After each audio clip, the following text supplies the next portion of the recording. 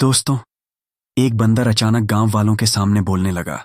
वह बेजुबान बंदर एक कातिल औरत के खिलाफ गवाही देने लगा। और उसके बाद बंदर ने कुछ ऐसा किया जिसे सुनकर आप हैरान रह जाएंगे। आप इसे आखिर तक जरूर देखते रहें। पुराने जमाने में एक गांव था, निजामगढ़। वो गांव जितना छोटा था उतनी ही बड़ी थी। वहां की उलझने मिट्टी की गलियां, टूटे किवाड़ और हर घर की दीवारों पर कोई ना कोई पुरानी कहानी जमी हुई होती थी। कभी किसी औरत का इंतजार, कभी किसी बेटे की जिद्दोजहद, तो कहीं किसी बाप की खामोशी। उसी गांव के आखिरी किनारे पर एक मिट्टी का कच्चा घर था, जिसकी दीवारों पर सीलन थी और छत पर घास उगाई थी। वहीं रहती थी जरीना, तकरीबन 22 बरस की एक सीधी सादी मगर बड़ी अक्लमंद लड़की।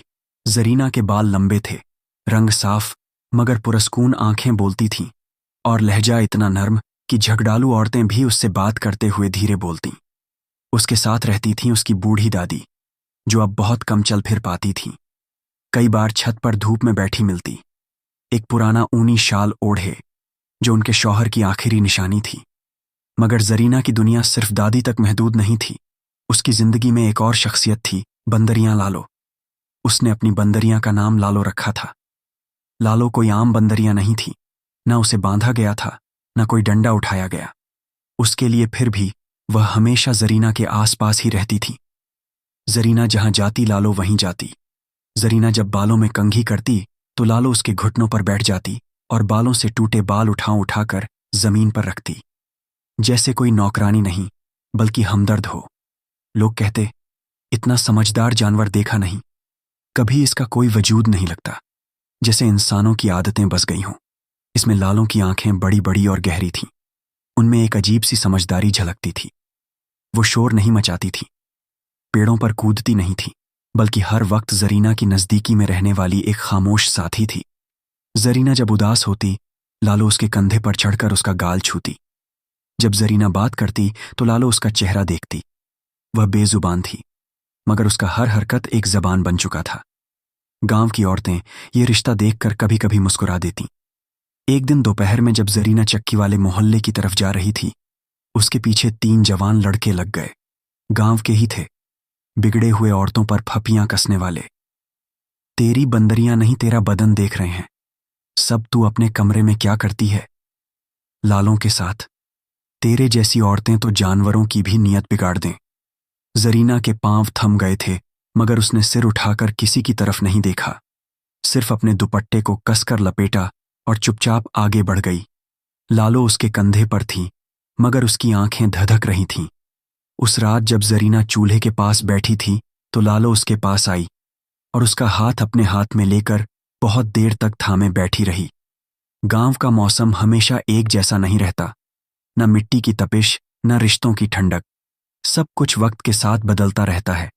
जरीना के घर से थोड़ा हटके एक छोटा सा पक्का मकान था, 4 दीवारी पुरानी, मगर अंदर साफ सुथरा घर वहीं रहता था। आसिफ गांव का एक सीधा साधा नौजवान। आसिफ का शुमार उन लोगों में होता था जो खुद को बहुत समझदार समझते हैं, मगर कभी किसी और के दर्द को नहीं समझते। 6 बरस पहले उसकी शादी हुई थी एक नरम मिजाज लड़की से, जिसका नाम था शाहीन। शाहीन उस घर में बहू बनकर नहीं, जैसे चुपचाप आकर एक दीवार बन गई हो, हर आवाज सहन करने वाली, हर ताना निगल जाने। शादी के पहले 2 साल तो सब कुछ ठीक रहा। वो मुस्कुराती, छत पर कपड़े सुखाती, चूल्हे की आग में रोटियां सेकती, और आसिफ जब घर आता तो वह हमेशा उसकी पसंद की कोई ना कोई चीज बनाकर रखती। मगर फिर एक साया उस घर में उतर आया। खामोशी का 3रे साल तक कोई औलाद नहीं हुई। फिर 4था साल आया, फिर 5वां, और अब 6ठा साल चल रहा था। शाहीन हर महीने एक नया हिसाब लगाती, हर बार थोड़ा और टूट जाती, मगर कभी किसी से शिकायत नहीं करती। आसिफ ने पहले तो जाहिर नहीं किया, मगर उसके लहजे में धीरे धीरे तल्खी आने लगी थी। घर में चुप्पी है, बच्चे की किलकारियां कब आएंगी? मर्द की इज्जत उसकी औलाद से होती है, ये बात समझती हो? मैंने तुझसे शादी क्या इसलिए की थी? शाहीन सुनती रही। हर बार उसकी आंखें नम होती, मगर जवाब कभी नहीं देती। वो खुद को कमजोरी समझने लगी थी, जैसे वह औरत नहीं, कोई अधूरी चीज हो। और एक रात वो बात कह दी गई। आसिफ देर से घर लौटा, कपड़े मिट्टी में सने हुए, लहजा थका हुआ और चेहरा सख्त। शाहीन ने दरवाजा खोला और चुपचाप पानी रखा। आसिफ ने गिलास हाथ में लेते हुए कहा, अब बहुत हो गया शाहीन, 6 साल हो गए। औरतों के तो 2 साल में बच्चा हो जाता है। मैंने बहुत सब्र किया, मगर अब मैं दूसरी शादी करने का सोच रहा हूं। शाहीन का हाथ रुक गया। वो पानी रखने ही वाली थी, मगर रुक गई। चेहरा उसका सफेद पड़ गया, आंखें फैल गईं, मगर कुछ भी बोली नहीं। उसने बस आसिफ को देखा, ऐसे जैसे पहली बार देखा हो। आसिफ ने एक सांस ली और कहा, मैंने किसी से बात की है, लड़की भी है, राजी भी है, और मैं ये शादी जरूर करूंगा। उसके बाद वह उठकर चला गया। शाहीन वहीं बैठी रह गई। एक सुनी दीवार को घूरती हुई दिल की गहराई में एक तहरीर लिखी जा चुकी थी। शाहीन उस रात सोई नहीं। वह खिड़की के पास बैठी रही। पूरा गांव सो रहा था, मगर उसे नींद कहाँ थी। उसने बहुत कुछ सोचा, अपने वह सारे सपने जो कभी उसने देखे थे। छोटा सा बच्चा जिसे वह पल्लू से दूध पिलाएगी, जिसे गोद में झुलाएगी। अब सब कुछ तूफान में उड़ता महसूस हो रहा था। और फिर दिल ही दिल में एक बात ठान ली गई, अगर मेरी कोख खाली रही तो उस औरत की भी सुनी रहेगी। शाहीन ने यह बात किसी को नहीं बताई, ना अपनी मां को, ना किसी पड़ोसन को। बस अपने भीतर कहीं छुपा लिया, जैसे कोई जहर जो वक्त आने पर इस्तेमाल किया जाएगा। अगली सुबह वह रोज की तरह उठी, रसोई में गई, चूल्हा जलाया, रोटियां सिककी, आसिफ को नाश्ता दिया, मगर आंख से आंख नहीं मिलाई। उस दिन से वह और भी खामोश हो गई, मगर उसकी चाल, उसकी हरकतें, उसकी आंखें, अब उनमें कुछ सख्ती आ गई थी।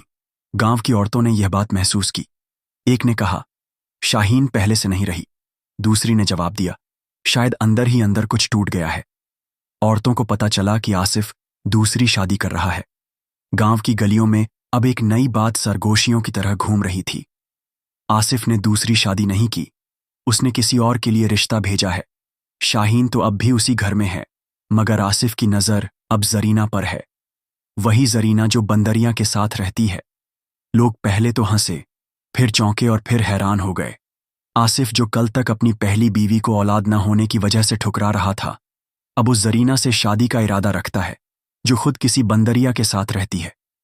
मगर आसिफ की नजरों में अब भी वही कठोरता थी, मगर इस बार उसके अंदर एक जिद भी थी, और शायद कहीं कुछ नरमी भी। एक बार शाम के वक्त आसिफ जरीना के घर गया।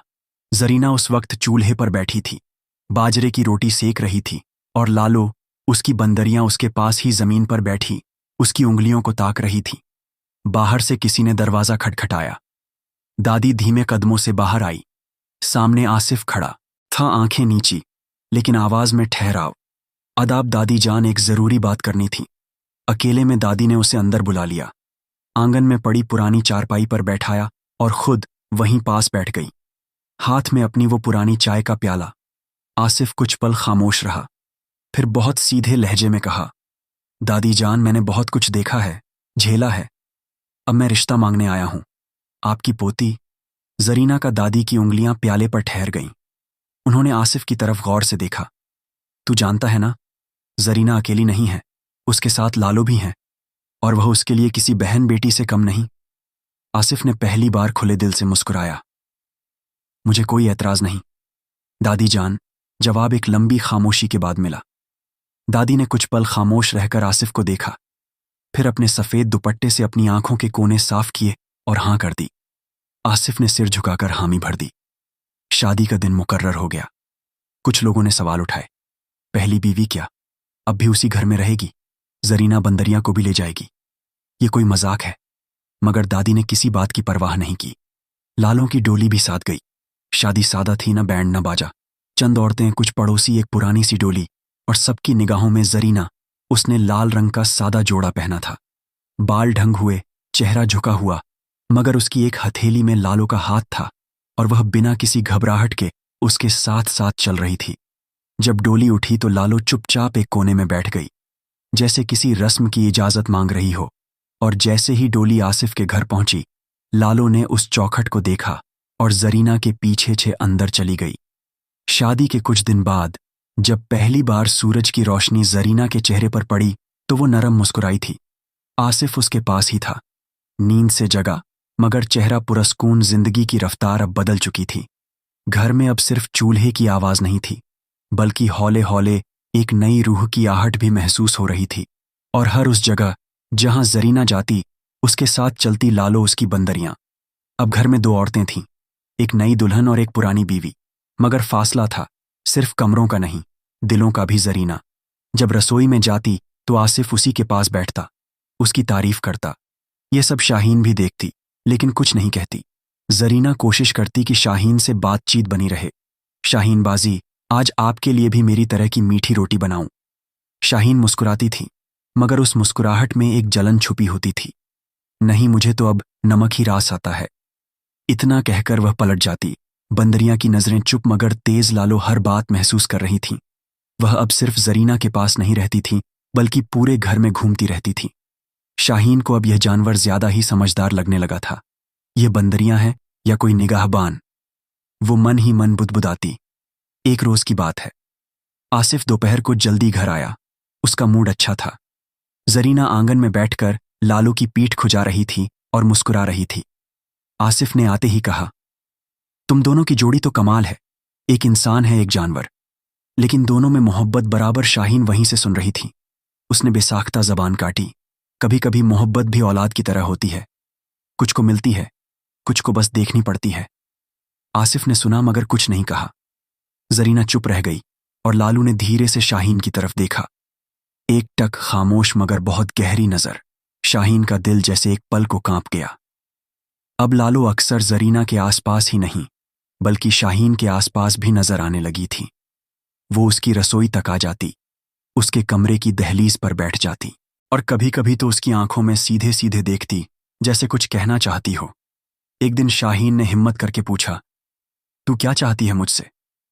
लालू कुछ नहीं बोली, बस धीरे धीरे चलकर पास आई, उसके सामने बैठी और अपने दोनों हाथ जमीन पर रखकर उसकी तरफ देखने लगी।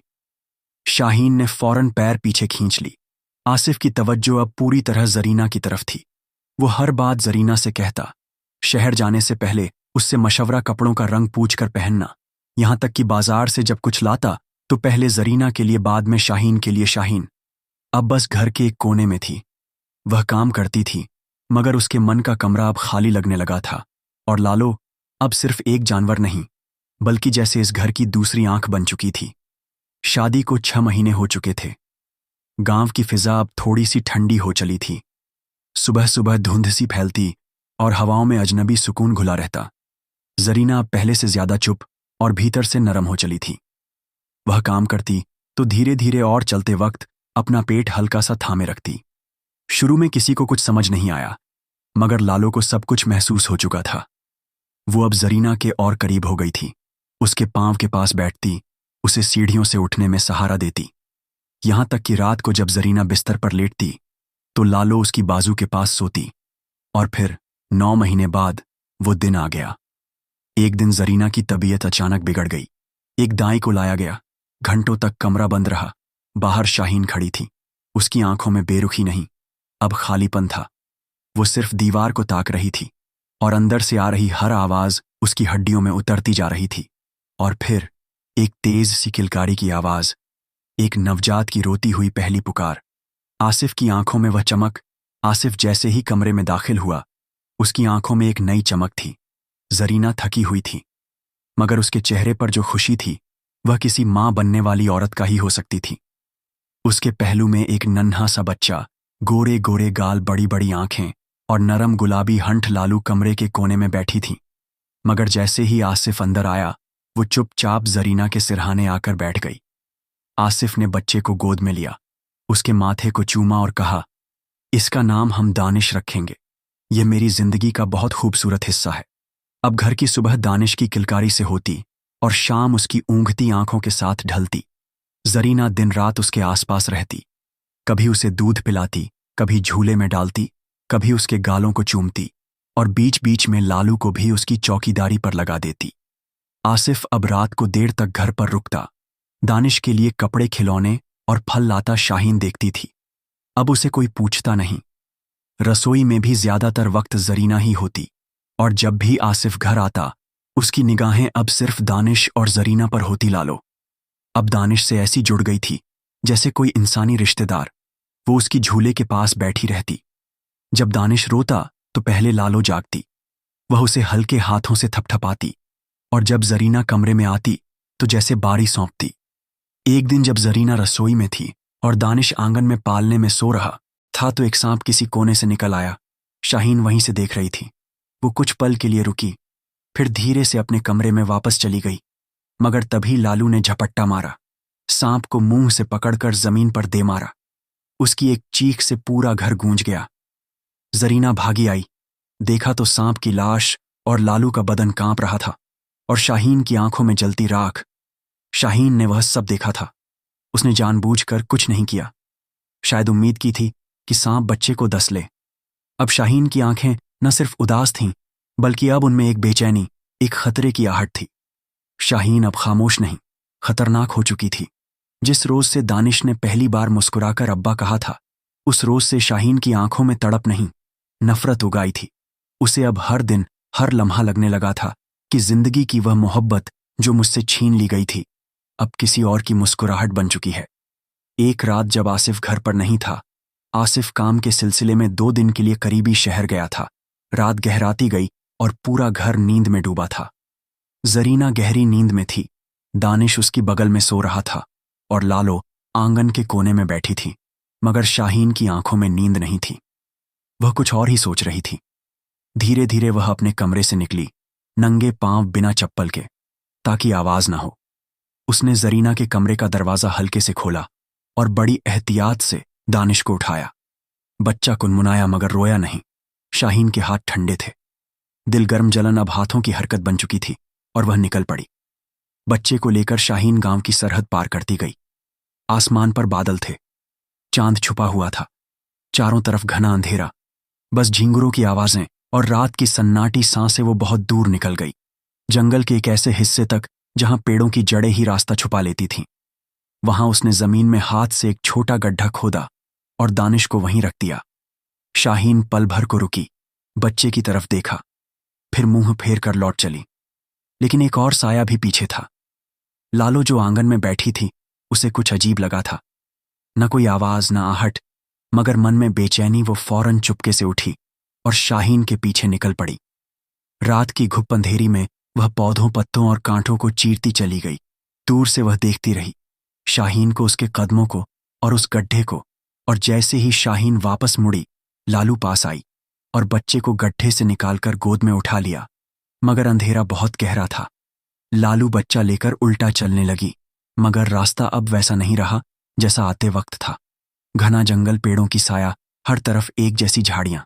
रास्ता जैसे खो गया था। बंदरियां रास्ता भटक गई। लालो बच्चे को सीने से लगाए पूरी रात भटकती रही, एक झाड़ी से दूसरी झाड़ी, एक पगडंडी से दूसरी, मगर घर का रास्ता नहीं मिला। बच्चा कुनमुनाता रहा और लालो कभी उसे थपथपाती, कभी किसी ऊंचे पत्थर पर बैठ जाती और फिर चल पड़ती। जब अंधेरा थोड़ा छटा सुबह हुआ तो सामने एक पुरानी सी झोपड़ी नजर आई। लालो ने बच्चे को गले से लगाया और धीरे धीरे झोपड़ी की तरफ बढ़ी। झोपड़ी के बाहर एक बूढ़ा शख्स बैठा था, सफेद दाढ़ी, पतले कपड़े और आंखों में थकान। बूढ़े बाबा ने जैसे ही सामने एक बंदरिया को इंसानी बच्चे के साथ देखा, उनकी आंखें फैल गईं। ये मंजर क्या है? उन्होंने बच्चे को अपने हाथों में लिया और बंदरिया के सिर पर हाथ फेरा। बोल तो नहीं सकती तू, मगर मैंने सब समझ लिया है। अब से यह बच्चा मेरे पास रहेगा और तू भी। बूढ़े बाबा ने बच्चे को नरम कपड़े में लपेटा, थोड़ा दूध गर्म किया और अपने कांपते हाथों से बच्चे को पिलाने की कोशिश की। लालो पास बैठी थी। वो अपने पंजों से बच्चे का सिर सहलाती और जब बच्चा मुस्कुराता तो जैसे उसकी मां मुस्कुरा उठती। उधर दूसरी तरफ शाहीन जब उस रात वापस घर लौटी तो उसके कपड़े धूल से सने हुए थे, चेहरे पर हल्की सी थकावट और आंखों में अजीब सा सुकून था। वह जानती थी कि अब सब कुछ बदल चुका है। उसने वह किया था जो उसे करना नहीं चाहिए था, मगर दिल की जलन ने उसे इंसान से कुछ और बना दिया था। सुबह सूरज निकला तो जरीना की आंख खुली। उसने पलंग की तरफ देखा, दानिश नहीं था। वो उठी, इधर उधर देखा, लालो भी नहीं। उसके हाथ कांपने लगे, दिल जैसे छाती में नहीं, हल्का में धड़कने लगा। लालो, दानिश, लालो। उसकी चीख पूरे घर में गूंज गई। शाहीन जो पहले से इंतजार में थी, धीरे से कमरे की तरफ आई और प्यार से पूछा, क्या हुआ जरीना? इस तरह क्यों रो रही हो? जरीना फूट फूट कर रोने लगी। लालो नहीं है और मेरा दानिश भी नहीं, पूरी रात से नहीं है। शाहीन ने एक लंबी नकली सांस ली, आंखों में आंसू लाकर कहा, यह क्या हो गया इस घर को? कैसी आफत आ गई गांव में? शोर मच गया। गांव वालों को जैसे ही पता चला कि जरीना का बच्चा और बंदरियां दोनों गायब हैं, तो जैसे गांव में भूचाल आ गया। हर कोई एक ही बात कर रहा था, बच्चा गायब हो गया। कहीं बंदरियां ही तो लेकर नहीं गई, कहीं जानवर ने बच्चा खा तो नहीं लिया। और इन फुसफुसाहटों में शाहीन चुप नहीं थी, बल्कि बातों को हवा देने में लगी हुई थी। मैंने खुद देखा है, कई बार वह बंदरियां बच्चे को अकेले लेकर जाती थीं। जानवर जानवर ही होता है, भरोसे लायक नहीं। बच्चा अब रहा नहीं। शायद जब आसिफ 2 दिन बाद घर लौटा, उसके कपड़े मिट्टी से भरे थे, हाथों में थकान और आंखों में बीवी और बेटे को देखने की उम्मीद। मगर घर के बाहर भीड़ देखकर वह चौंक गया। दादी ने रोते हुए बताया, दानिश लापता है बेटा। और लालो भी आसिफ भागा, जरीना के कमरे में गया। उसे जमीन पर बैठा पाया, बाल बिखरे हुए, आंखें सूजी हुई। कहाँ है मेरा बच्चा? जरीना, कुछ बोलो जरीना। सिर्फ रोई, कुछ कह नहीं पाई। और तभी शाहीन धीरे धीरे कमरे में दाखिल हुई, चेहरे पर अफसोस, मगर लहजा बहुत साफ। आसिफ, मुझे कहना बहुत मुश्किल लग रहा है, मगर मुझे लगता है तुम्हारी बंदरियां ही तुम्हारा बच्चा ले गई है, शायद जंगल की तरफ, और शायद खा गई। उसे घर में सन्नाटा छा गया। गांव की औरतें सहम गईं, दादी की आंखें भर आईं। जरीना ने जैसे किसी को सुनाई नहीं दिया, बस अपने आप से लिपट कर बैठी रही। आसिफ की आंखें लाल हो गईं। उसने जरीना की तरफ देखा और जोर से चिल्लाया, तूने मेरी जिंदगी बर्बाद कर दी। एक जानवर के पीछे तूने मेरा बच्चा खो दिया। तुझे और तेरी बंदरियां को कभी माफ नहीं करूंगा। फिर उसने कमरे का दरवाजा खोला और चिल्लाया, निकालो इसे मेरे घर से। अभी इसी वक्त जरीना चुप रही ना, कोई सवाल ना कोई सफाई। वो सिर्फ धीरे धीरे उठी और बिना कुछ कहे दरवाजे की तरफ बढ़ गई। उसके पीछे कोई नहीं था, ना बंदरियां ना बच्चा, बस एक चुप्पी जो किसी की चीख से ज्यादा दर्दनाक थी। 4 दिन बीत चुके थे, शाम और सुबह का कोई फर्क नहीं रह गया था। जरीना की आंखों में वह अब न कंघी करती, न कोई आवाज उसके कमरे से आती थी।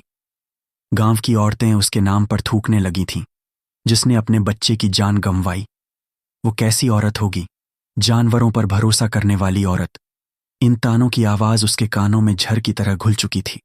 वो अब अपनी बूढ़ी दादी के घर में एक कोने में चुपचाप बैठी रहती, न पानी भरने जाती, न रोटियां बनाती, न किसी पड़ोसन से बात।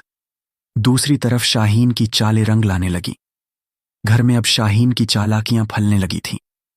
अब वह आसिफ के सामने अच्छी बनती, थोड़ा सा रोती, थोड़ा सा बच्चों की बात करती, थोड़ा दानिश की यादों में आंसू टपकाती।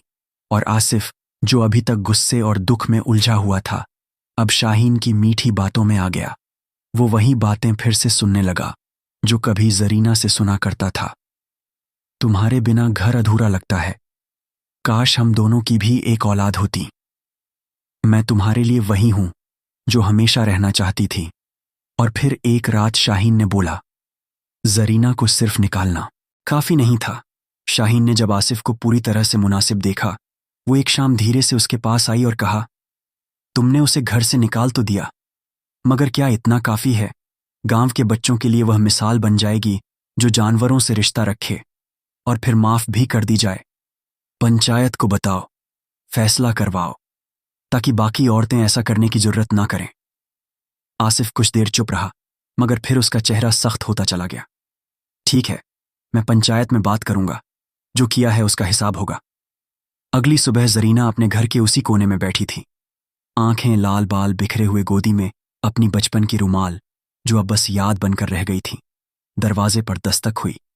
उसकी दादी ने दरवाजा खोला। सामने पंचायत का एक बुजुर्ग खड़ा था। आवाज नरम थी, मगर बौंझिल बेटी जरीना, कल सुबह चौपाल में पंचायत बैठेगी।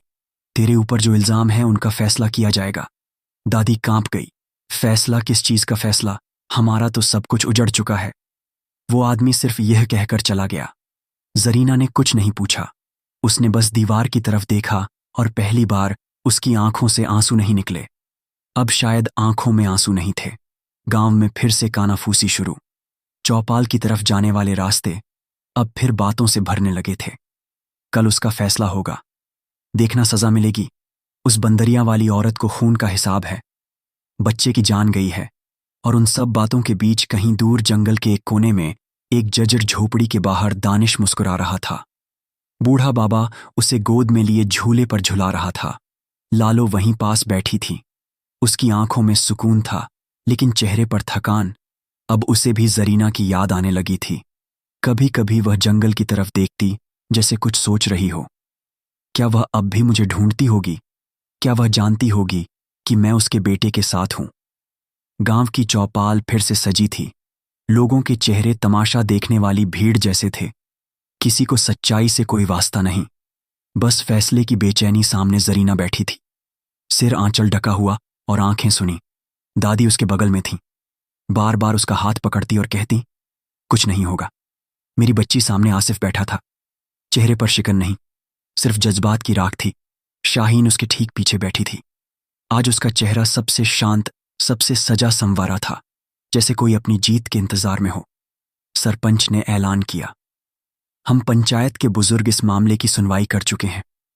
सबूत नहीं है, मगर हालात और दलीलें ये बताती हैं कि जरीना की वजह से ही बच्चा गुम हुआ। और हम यह मानते हैं कि मगर तभी भीड़ में हलचल हुई। किसी ने कहा, रुको, उधर देखो। सभी की निगाहें चौपाल के पीछे की पगडंडी की तरफ घूम गईं। एक नजारा जो किसी ने सोचा नहीं था। सूरज की तेज रोशनी के बीच धूल उड़ती हुई नजर आई, और उस धूल में से एक बूढ़ा बाबा, एक बंदरियां और एक बच्चा नजर आए। बंदरियां के सीने से चिपका दानिश सोया हुआ था, और बूढ़े बाबा अपनी लकड़ी टेकते हुए धीरे धीरे पंचायत की ओर आ रहे थे। लोगों का चेहरा। सन शाहीन के चेहरे का रंग सफेद पड़ चुका था।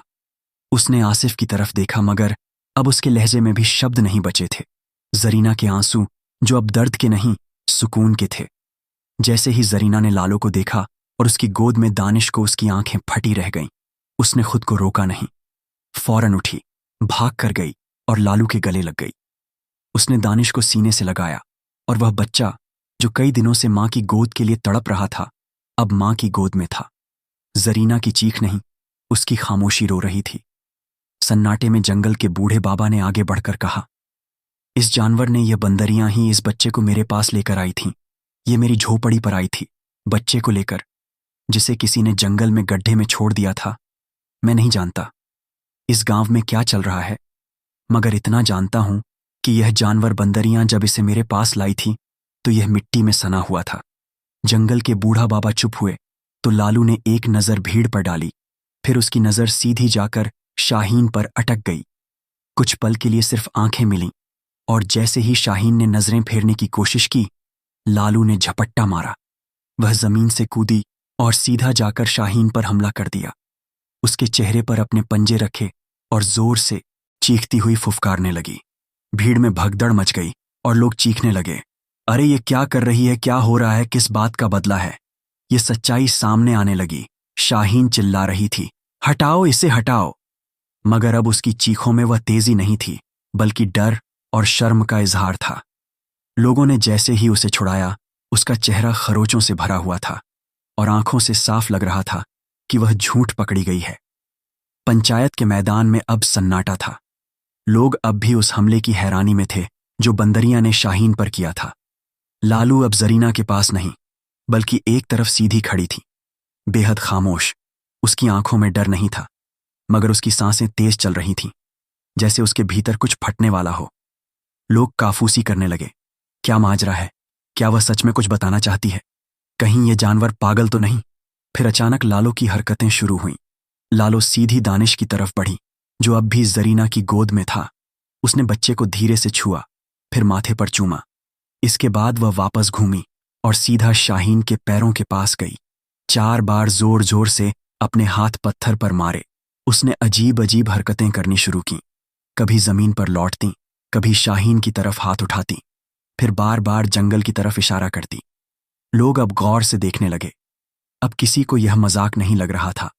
हर कोई चुपचाप देख रहा था कि यह जानवर सिर्फ हरकतें नहीं कर रही, कुछ समझाना चाह रही है। बंदरियां अब तेज तेज आवाजें निकाल रही थीं, कभी गुस्से में, कभी रोती हुई सी, मगर किसी को समझ नहीं आ रहा था कि वो क्या कह रही है। तब खड़े हुए 80 साल के निजाकत बाबा, झुका हुआ जिस्म और आंखों में तजुर्बा लिए। वह खड़े हुए और बोले, मैंने जिंदगी के 50 साल जानवरों के साथ गुजारे हैं। मैं जानता हूं कि जब कोई जानवर यूं पगला जाए तो वह या तो तकलीफ में होता है या फिर सच बोलना चाहता है। उन्होंने अपनी छड़ी टेकते हुए जंगल के बाबा की तरफ देखा, जो लालो और दानिश को लेकर आए थे। बाबा जी, ये बच्चा और ये बंदरियां आपको कैसे मिले? जंगल के बाबा वही बात बता दी जो पहले बताई थी। मैं अपनी झोपड़ी में बैठा था तो ये बंदरियां एक इंसानी बच्चा लेकर आई। बच्चा कांप रहा था, रो रहा था और बंदरियां के बदन पर खरोचे थीं, वगैरह वगैरह। अब निजाकत बाबा सीधा लालू के पास आए। उनकी आंखें लालू की आंखों में सीधी जा लगीं। बता बेटी, क्या कहना चाहती है तू? लालू ने फिर वही हरकत दोहराई। 4 बार पत्थर पर जोर से हाथ मारा, फिर जंगल की तरफ इशारा किया, फिर शाहीन की तरफ और जोर से चीखी। फिर निजाकत बाबा बोले, मैं जो समझ पा रहा हूं वह यह है कि ये बंदरियां बता रही हैं इस बच्चे को किसी ने जंगल में फेंका था और ये उसी की तरफ इशारा कर रही हैं, इस औरत की तरफ, शाहीन की तरफ। सभी की निगाहें अब शाहीन पर थीं। शाहीन चिल्लाई, झूठ, ये झूठ है, ये जानवर। क्या जाने मुझ पर इल्जाम लगाने वाला जानवर कौन होता है। मगर उससे पहले कि वह और कुछ कहती, लालो ने दोबारा हमला कर दिया। सीधे उसके चेहरे पर, इस बार तेज पंजे से उसके गाल पर खौंच डाली। शाहीन की चीख निकली, चेहरे से खून बहने लगा। वो घबरा गई, चीखते हुए बोली, मुझे बचाओ, बचाओ, मैं सब बताती हूं। मैंने ही जंगल में फेंका था। उस रात बच्चे को मैंने ही उसका गड्ढा खोदा था। मैंने सोचा था अगर मेरी कोख सूनी है तो उसकी भी रहे। शाहीन की चीखें अब गवाही बन चुकी थीं। जिस सच को छुपाने के लिए वह महीनों मुस्कुराती रही, वही अब उसके चेहरे से बहते खून के साथ बाहर आ चुका था। सभी लोग उस पर हैरान नजरें टिकाए हुए थे। कुछ के चेहरे पर अफसोस, कुछ पर गुस्सा, और सबसे ज्यादा आसिफ की निगाहें, जो अब पछतावे से भीगी हुई थीं। शाहीन जमीन पर बैठ गई, चेहरा आंसुओं और खून से भीगा हुआ, आवाज कांपती हुई। मगर अब छुपाने को कुछ नहीं था। हां, मैंने ही किया था ये सब मुझसे। यह बर्दाश्त नहीं हुआ कि इसने मेरी जगह ले ली। इसने औलाद पाई और आसिफ का प्यार भी। मैंने जब देखा कि तुम अब सिर्फ जरीना के हो गए हो तो मुझे लगा मैं खत्म हो चुकी हूं। उस रात जब तुम शहर गए थे, मैंने बच्चे को उठाया और गहरे जंगल में जाकर उसे जमीन में दबा दिया। मैंने समझा ये खत्म हो जाएगा, मगर पता नहीं ये कैसे बच गया, ये जानवर, ये बंदरियां। इतना कहकर वह चुप हो गई। सरपंच खड़ा हुआ। निजाकत बाबा उसके पास आकर बोले, ये कोई मामूली मसला नहीं है। इस औरत ने जान लेनी चाहिए। एक बच्चे की और झूठ बोलकर पूरी पंचायत को भी धोखा दिया। सरपंच ने कहा, पंचायत का फैसला यह है, शाहीन को इस गांव से फौरन बेदखल किया जाए। इसकी सजा यह है कि यह आज से पूरे गांव का काम करेगी। कुएं से पानी भरकर लाएगी और गांव के घरों की सफाई करेगी, गलियां साफ करेगी। पंचायत उठ चुकी थी। लोग घरों को लौटने लगे, मगर जरीना वहीं खड़ी थी। दानिश को गोद में लिए लालो के पास आसिफ आगे बढ़ा। उसकी आंखों में शर्म, दिल में पछतावा। वह जमीन पर बैठ गया। मुझे माफ कर दो, मैंने तुम्हें, दानिश को और लालो को नहीं समझा। मैंने प्यार किया था मगर भरोसा करना भूल गया। अगर तुम कहो तो मैं इस बच्चे के बाप के लायक बनने की कोशिश करूंगा। जरीना ने कोई बड़ी बात नहीं कही, बस दानिश को उसकी तरफ बढ़ा दिया। आसिफ ने उसे गोद में लिया और उसकी आंखें भी भीग गईं। आसिफ, जरीना, दानिश और लालो बंदरियां घर आ गए। वक्त गुजरता गया और दानिश बड़ा होने लगा। लालो अब भी घर के अंदर घूमती थी, कभी जरीना के पास, कभी आसिफ के और अक्सर दानिश के पास। और इस तरह वह सब लोग खुशी खुशी रहने लगे और कहानी खत्म हुई।